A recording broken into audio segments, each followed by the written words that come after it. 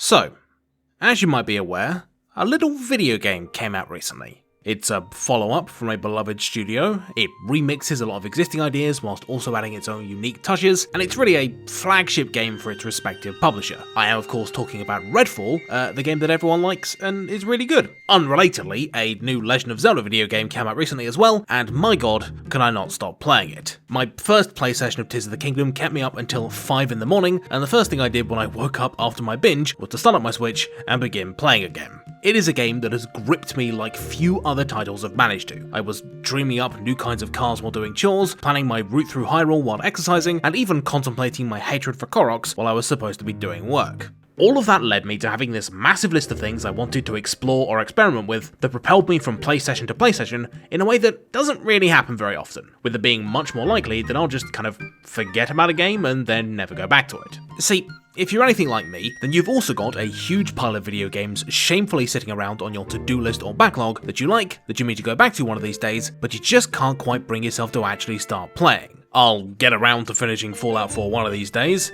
My friends and I plan to get back to our Divinity Original Sin 2 campaign at some point before the heat death of the universe, and I've had the obscure Ubisoft puzzle game From Dust installed on Steam for just under 10 years now, despite knowing deep in my heart that I probably never would have played it again were it not for the fact that I needed footage for this anecdote. To make matters worse, because video games, much like other long-form media like novels or serialized TV shows, aren't designed to be completely consumed within a single sitting, the longer we stay away from a game that we're midway through, the more our skills and knowledge are going to decay, making it harder and harder to get back into the longer we're away. I feel incredibly guilty about never quite finishing Hades because I stopped playing the game for just long enough to lose track of the story, and now I can never quite find the enthusiasm to go back. And God forbid you try and boot back into a complicated logistical game like Satisfactory, having forgotten how your factory works and needing to decode why in the hell you made something like this monstrosity, quickly followed by you deciding that it's too much work and bailing. This problem of us putting off games forever is incredibly pervasive, and it was only when diving into the compulsively playable Tears of the Kingdom, which by the way, I'm not going to spoil, all the footage will be of non-story early game areas, that I really started thinking about what actually makes us drop games and never go back, despite ostensibly enjoying them. Breath of the Wild, the predecessor to Tears of the Kingdom and an all-around great game, was on my backlog for many years, with me being really into it for about a month and then kind of burning out right towards the end and not actually finishing it until years later. And yet, this never happened with Tears of the Kingdom, which is weird, right? They're like 95% the same game, and I kind of fell out of love with one, and didn't with the other. The entire time I was playing Tears of the Kingdom, I was paranoid of this happening again, and so I kind of felt myself rushing through the game and focusing on all the most important objectives first, so I'd be able to beat it before I lost interest. But fast forward like 100 hours, and I've put more time into Tears of the Kingdom than I ever did into Breath of the Wild, and I've still not had the inclination to backlogify it. What gives? Intuitively, we'd naturally assume that a game sliding into the backlog is due to a lack of engagement, that a video game can't hold our attention and so we get bored of it and stop playing, right? Yes, that's true, but equally, I don't think it's the whole picture.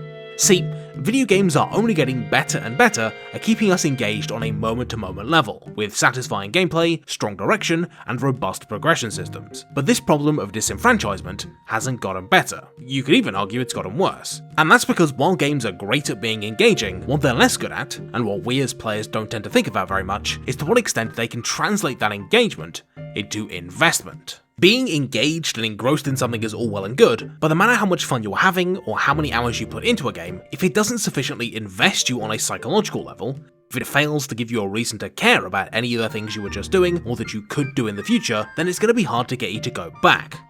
I think this lack of psychological attachment is the root cause of why games that we otherwise like end up slipping into the backlog.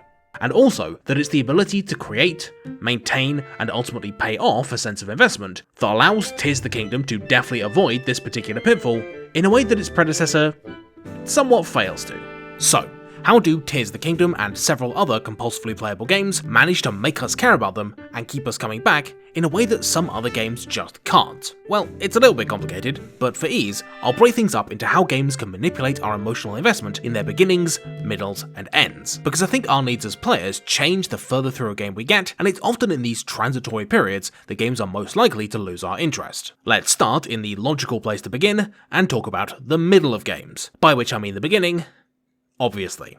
As I've talked about on the channel before, a game's opening section is crucial because it's when us players have the most open minds, but we've also got the fewest reasons to stick around beyond curiosity. That's why it's so important for games to establish and point us towards what's known in the biz as a hook, a taste of the game at its best and most evocative that convinces us to stick with it in the hopes of chasing that feeling. Forza Horizon 5's intro is this huge, bombastic showcase of all the game's most striking locations and a bunch of different styles of driving. Final Fantasy VII starts you off with a cool terrorist mission and a big boss fight before you've even really learned the controls, and Cassette Beast separates itself from the Pokemon fangame pack by leading with its coolest ideas, its glitchy Archangel bosses, and its fusion system that lets you create goofy looking monstrosities like this. By putting their best foot forwards, these games can propel us through a fairly exposition heavy section of the game as we keep playing in the hopes of getting to see that cool stuff again. This technique does need to be handled with care though. As fun as it can be to experience a game's most intense moments right at the start, it can also give us players a bit of whiplash once we do hit regular gameplay. A lot of multiplayer games secretly put players up against bots in their first few matches so they get a taste of victory, which feels fun because everyone likes playing things they think they're good at. But sometimes this can lead to a decidedly not fun reality check when the training wheels come off, you start facing real players, and promptly get your ass kicked. This happened to me in Marvel Snap. The game spends so long in fake bot games mode, by the time that I hit real players, it was so much of a difficulty spike and I'd learned so many bad habits from the AI that I actually just sort of quit the game outright because it was too much work to learn how to play for real. This is the fundamental issue we run into with almost any game we drop during or just after the introduction. It's not enough for a game to have a fun beginning, it also needs to get us interested in exploring beyond that small slice of gameplay into the rest of the experience. This is a pitfall that many open world games fall into. They've got a fun few first hours, but you don't feel the need to go back to them because they show their whole hand too early. Once you've done your first bad guy camp in Far Cry or that one game with the vampires, you may as well have done all of them. So the hook of getting to face more of these challenges fails to carry you into the real game. More successful open world games, like, just to pick an example out of thin air, Breath of the Wild and Tears of the Kingdom, rather than fully arm you with all the information you could ever possibly need right at the start, they only teach you the absolute basic rules and structure of the game, such that even novice players will be able to figure out use cases and applications for their abilities that the game didn't directly teach them. I'd say that Tears of the Kingdom manages to succeed upon Breath of the Wild here because it has baseline abilities with more mechanical scope. Once you finish the Great Plateau, you ought to have a pretty good handle on stuff like Cryonis and the bombs. But when you jump off the Great Skyland, your brain is instead buzzing with possibilities of how to use stuff like Fuse, Rewind, and Ultra Hand in a live fire environment, making them a much more effective hook because there are still possibilities waiting to be uncovered. Of course, a good hook isn't always to do with playing off your curiosity. Sometimes it can utilize other emotions as well. Metroid Prime does this great thing where it gives you a bunch of abilities during the tutorial and then rips them away, leaving you going, wait, what the hell game? Give me my stuff back! It's a trick or abilities that got a little overused as time went on, but in its original state, both in Metroid Prime and in Castlevania Symphony of the Night, it gives you a great, very personal reason to keep playing and regain your abilities. Equally, Xenoblade Chronicles motivates you through a rivalry. In its opening few hours, this scary dude turns up and straight up murders one of your party members, meaning she's gone for good. Not only is this a strong character motivation for Shulk, it's also a great hook for the player as they charge out into the wider world and towards the mid-game in search of revenge and a rematch. This brings me neatly onto the middle of games. Because the initial curiosity and excitement of the introduction can't be sustained forever, games eventually need to transition towards a different approach to maintain our investment in activities that we're going to spend the majority of our time doing, but that don't have the luxury of being new and exciting. I think the best way for games to do this is through the use of strong objective design, because without something to work towards and measure our progress and choices against, we can quickly start to feel directionless, and there are very few quicker ways to lose a sense of investment than to feel like you don't know what you're doing or whether the things you are doing are even having an effect. This is something that happened to me with Terra Invicta, an interesting strategy game from the creators of the beloved XCOM mod, Long War. It sees you masterminding a global response to an alien invasion, and it's got a really effective intro that leans heavily into the intrigue of what the aliens want and the fun of deciding where you want to align yourself with the 6 other factions, all of whom need to be uncovered and interrogated to learn what they want. However, as the battle lines became drawn, the interplanetary scope of the game became clear, and I actually had to start trying to win the game, I very quickly lost interest in Terra Invicta because its mechanics were so opaque and because everything took so long that I kinda had no idea what I was supposed to be doing, or even if the things that I was doing were working. Even though I was starting wars and establishing space bases, I didn't really know why I was doing any of it or what the effect of my actions would be, so it all kinda felt pretty pointless, and so I fell out of sync with a game that I was previously really intrigued by. By contrast, something like Civilization, also a globe-spanning strategy game, succeeds in being compulsively playable, to the point of having a catchphrase about it, by tying every possible system together around a few core, very visible goals. It's impossible to feel lost in Civilization because you can always use those big picture victory conditions as a way of orienting your strategy and contextualizing all your choices. In this way, Civilization develops this great sense of momentum where not only is deciding which victory condition you want to go for a fun early game hook, but all your decisions build on each other in a really nice way as you chase the end game, giving you new problems to solve and new reasons to take one more turn, but never leaving you feeling like you don't know what you're supposed to do because your objective and the path to it are always incredibly clear. Basically, I think the best way that games can use objectives to encourage investment is to make them kind of a guiding light that can always point the player towards something more they could be doing and to never leave them in a position of stasis. This is something that a lot of lateral progression roguelikes end up doing really well. Rather than feeling like you're done and can now disengage from the game, they'll usually dangle some extra challenge in front of your face or a new interesting toy to play with that either immediately drags you back in or gives you a goal to shoot for next time you boot up the game. That said, it is important for games to use their goals to create a meaningful sense of progress, not just progress for its own sake. Many games that have lots of side quests or optional objectives, but don't tie them to meaningful rewards, often run into a strange dichotomy where players will either end up doing them and feeling cheated, or don't do them but still feel guilty that they left something undone, sapping their will to keep playing either way. I distinctly remember grinding away at all the optional objectives for Lonely Mountain Downhill, a very tricky mountain biking game, even if the only reward they offered were just extra cosmetics. As a result, I ended up getting totally sick of the game before I'd even moved on to the second area, kind of ruining the experience for myself. This is actually a flaw of Breath of the Wild that Tears of the Kingdom fixes now that I mention it. One big issue in BOTW is that there's often little reason to tackle monster camps, world events, and mini-boss objectives because all they can really reward you with are money, which has little use, or new weapons, most of which are going to be worse than the ones you'd spend beating the damn thing. What this means is that the map is filled with these islands of non-content that you actively don't want to engage with, and so your exploration abruptly comes to these lame dead stops instead of fluidly continuing from goal to goal. Tears of the Kingdom fixes this, however, not by drastically changing the structure of the game, but by making its various side goals feel more meaningful to pursue, and thus making you more invested in doing them. Doing Sky Island stuff gets you Zonai cores, which you can use to either power vehicles or buy new parts at a gacha machine. Going into the depths and grabbing Zonite ore lets you summon more building materials to make Korok torch machines. Caves usually contain gems, which now actually have a use, and always contain a weird frog which drop magic crystals, and rather than the best weapons coming from world spawns or chests, now thanks to the fusibility, they're made of monster bits, meaning no more spending an awesome weapon in exchange for a crappy club and a friggin' opal. Almost every objective in the game now meaningfully ties into the core exploration loop by rewarding you with tools that let you keep progressing and keep exploring in a way that makes you feel like your side adventures are always going to be worthwhile. The exception, of course, is still Korok seeds, which still suck and still never feel worth doing. Hot take. Of course, this cycle can't continue forever. Even a game with the best handle on its gameplay loops that can expertly guide players from one fun thing to do to the next at breakneck pace will eventually wear us out and burn us out if it fails to end in a satisfying way. An ending that either doesn't fully wrap up a game, or worse, is never seen because the player runs out of steam before they reach it, invariably results in burnout. And I think the games that avoid this are the ones that focus on using their ending not just to give us a final challenge, but to pay dividends on all those investments that a player has been putting in over the course of the game. Is that how money works? I have no idea. Some of the most satisfying and fulfilling endings in the biz are the ones that aren't just a culmination of your skills, but of your entire time with the game. The Witness literally brings together all of your efforts from across the world to open up the final sequence. Dishonored's final level really lets loose with the consequences of all your moral decisions and pays them off in a really nice way. And Mario Odyssey's finale is a showcase of harder variants of existing transformation challenges before finally capping things off by taking the main mechanic to its logical extreme and letting you mind control Bowser. By so completely resolving a player's final journey and leaving no stone unturned, these games give players the peace of mind they need to end their time with the game with no regrets, feeling as if they've had a complete experience. Really, the key point about endings is that they're inevitable. Your time with the game has to come to a close at some point, and a conclusion is really nothing more than a natural stopping point that attempts to catch your investment at its peak. And sadly, it's often games that fail to make this calculation correctly that suffer the worst, because an ending is no longer trying to build on your investment, but capitalize on it, and so a game's ending will never win you back if you've already checked out. My friends and I were having a great time with the Minecraft mod pack Sev Tech, which sees you going from dumb cave people to space explorers, but as we collectively felt like we were looking to wrap things up, the mod pack instead just foisted a bunch of arbitrary endgame resource grinds on us, meaning that we all just kind of lost interest in a very unsatisfying way, instead of being allowed to reach a natural conclusion.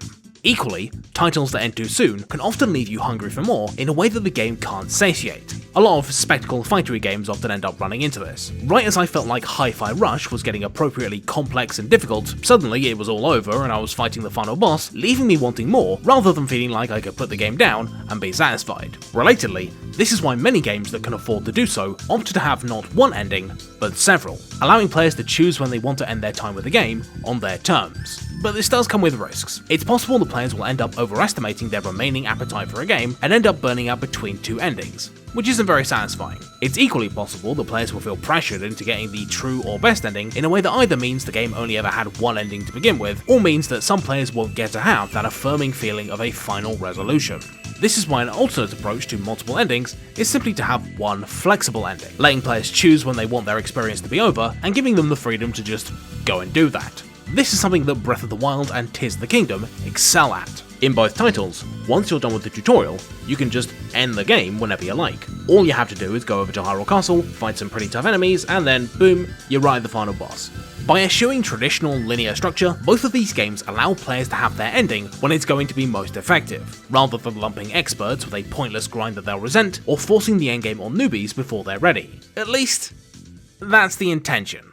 Unfortunately, as clever as developers might be, and as powerful as all these means of generating and paying off our investment are, we players kinda have a habit of ruining things for ourselves. When I first played The Legend of Zelda Breath of the Wild, I was so fixated on fully exploring a game I at the time really loved that I tried to do every shrine, collect every Korok seed, and explore every corner of the map. But all this really did was ensure that I ended up getting sick of the game and consigning it to my backlog without ever even finishing it. It wasn't until 2 years later that I finally beat Breath of the Wild, more so out of guilt and obligation than anything else, which wasn't exactly very fun. In retrospect, I could place some of the blame in the game's hands for not directing me more firmly towards the final boss when I'd done all the main quests, and praise Tears of the Kingdom for having a bit more of an obvious progression structure and a main quest, but really, it was kind of a problem with me and not the game. That's the tricky thing with getting and staying invested in games. Unlike all other forms of media, it's not just the developers who are in charge of the pacing. Some responsibility has to be placed in our hands, and as a result, often the biggest causes of us losing that sense of investment come not necessarily from bad design, but simply us and the devs falling out of sync, or us not doing our part to play a game on equal terms. When it comes to intros, something like Death Stranding might be a great game, but man, if you are not hooked by the Kojima wank that makes up 80% of the beginning, then you're gonna have a hard time sticking with the game long enough to see the cool traversal mechanics. Once I stopped playing Persona 5 like a proper RPG with a relationship sim attached, and started treating it like a time optimization challenge all about efficiently making friends where you occasionally kill a few monsters, suddenly its mid-game rhythm became way less of a slog, and many games out there are pretty unclear about when, where, and how they want to come to an end, leaving it up to us to find an ending for ourselves. Even when that means figuring out when to drop a game that we're loving, but that we may be getting tired of, or when to quit a potentially abusive relationship with a live service game that's never designed to end. It doesn't help matters that narratives, which have been using these structural ideas for millennia, often get sidelined in games when they can be an incredible secondary or even primary source of investment that can supplement or strengthen more mechanical stuff. After all, the reason I've been invested enough in 100-hour RPGs to eventually beat them wasn't because of their mechanics, but the way their beginning, middle, and end of their stories managed to invest me and pay off that investment. And really, I think that idea of knowing where to spot sources of investment and taking responsibility for our own relationship with games is why I didn't burn out on Tears of the Kingdom like I did with Breath of the Wild. Not only is it a little bit better at investing me, but my prior mistakes of just directionlessly gorging myself on Zelda meant that I was able to take more of an active role in my own investment rather than just passively expecting it to be handed to me. I was able to spot the styles of play the devs were trying to hook me into trying, spend my time efficiently on the coolest activities instead of wasting time hauling Koroks around, and know when my time was up and when to go and kill Ganondorf before I started presenting the game. That's kind of the thing with backlogs, right? The guilt we feel about not playing a game can be just as powerful and affecting as our interest in a game that we are playing and are invested in. But this is just another example of us not being in control of our own relationship with media. There's no need to force ourselves to power through a game that we're finding it hard to care about, nor is there an obligation to see everything a game has to offer just because it's something we enjoy. Sometimes setting psychological boundaries can be the best way to enjoy a game, and also the best way to prevent a game that we're not enjoying from eating away at us for years. Ultimately, it's only by taking a more active role in our time with games, and consciously analysing not just why we care, but if we still care in the same way, that we can find reasons to keep playing the games we love, get back into games we still mean to go back to, and fix our backlogs once and for all. Or at the very least, stop feeling quite so guilty about them. And on that topic, I believe I've got an obscure Ubisoft puzzle game that I've been meaning to get back to. Oh, you play? Oh, screw that, back on the backlog it goes, get out of here. Well, hi. Welcome to the After the Video segment, that part of the video where I talk to you, yes that's right, you, about some cool things that I want you to be aware of that aren't Tears of the Kingdom, because damn if I haven't sung that game's praises enough already. The cool internet thing that I'd like to shout out this time isn't a YouTuber or a podcast or anything, it's a game. Specifically, a web browser game called Guess the Game, which you just lost. It's basically Wordle from 2 years ago, but with screenshots of video games instead of letters, and you've got to guess what game is being displayed in the fewest pictures possible. It is great fun, I am depressingly good at it, and it takes like 2 minutes, so who knows, it might be able to spice up your lunch break or something. Please do give it a shot. Another eclectic group of things that I've become very talented at spotting are my illustrious, wonderful patrons, who support the channel each and every month, allowing me to continue to make silly videos like this one, and not feel the pressure to do stuff like put ad breaks in the middle of my videos, or take sponsorships from games that would damage my credibility, like the one that won't stop emailing me, Raid Shadow Legends, stop it, I'm not going to play your game, I'm just not going to do it. My patrons are of course all great, but they're not all altruists, they get stuff in return too. Like behind the scenes content, bonus game design goodness that I couldn't fit into the video, and even a mention in the credits, which has recently been spruced up with an extra segment, as I'm sure you probably already saw. Of course, the top tier donators, those at the mythical $10 a month tier, get their names read out by yours truly as an extra special thank you, no matter how silly their names are. And those people are Ali Wright, Andrew Labrano, Asaran, Auno94, Bardic Dragoon, Brennan Spalding, Brian Atariani, Buy More Skyrim for Todd, see I wasn't kidding about the silly names, Constantin Amend, Cosmix360, Daniel Metjes, Das Kangaroo, David Setzer, Dirk Jan Karambeld, Digleteer, Ekton, Edward Franklin Woods, Eugene Bulkin, Gazcol, IFR93, ISAW Dano, Jacob Dylan Riddle, Jinkaloid, John Garley A, Jordan Gear, Justin Dent, Lee Berman, Mesa54, Mark Vallant, Max Filipov, Nate Graff, NWDD, Oliver Marhofer, Patrick Romberg, Peter D. Tomasak, RedditX, Regal Regex, Ray's Dad, Sean Mattox, Sheldon Hearn, Simon Jacobson, Steve Riley, Strateger in Ultima, Tin Markovic, Ty Gurin, Tyler Duncan, Uprising, Whimsical Wisp, Zach Brandmeier, Zach Grendel, and ciao. Okay, that is me done. Have a nice evening or morning or afternoon, depending on what time it is. I'm off to go and play more Zelda. Bye!